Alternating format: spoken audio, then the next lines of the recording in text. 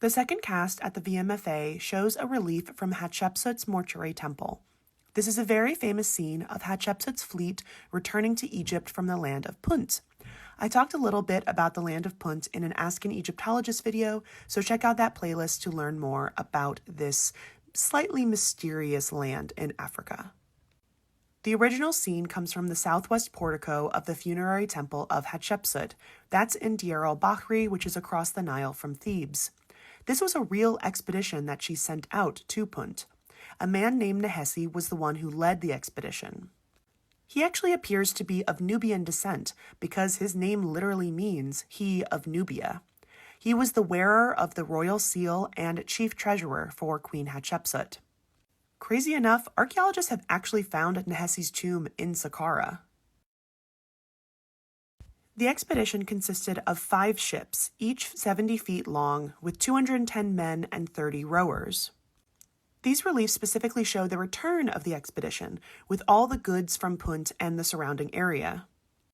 There is so much detail and information of the scene that gives us an actual pretty good rendition of what may have happened when this fleet returned to Egypt.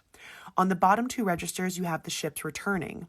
You can see they are loaded down with goods such as myrrh trees, animals like baboons, and baskets of other precious items. Those goods are then being brought as offerings in the top register. One of my favorite things is you can see that actual trees are being carried by men to then be brought to Hatshepsut. Some of these are pasea trees or incense trees, and we have actually found trees like this being planted at Hatshepsut's mortuary temple that have sort of still survived today. My other favorite thing is looking at the water that is underneath the boats, because they are filled with tons of sea creatures.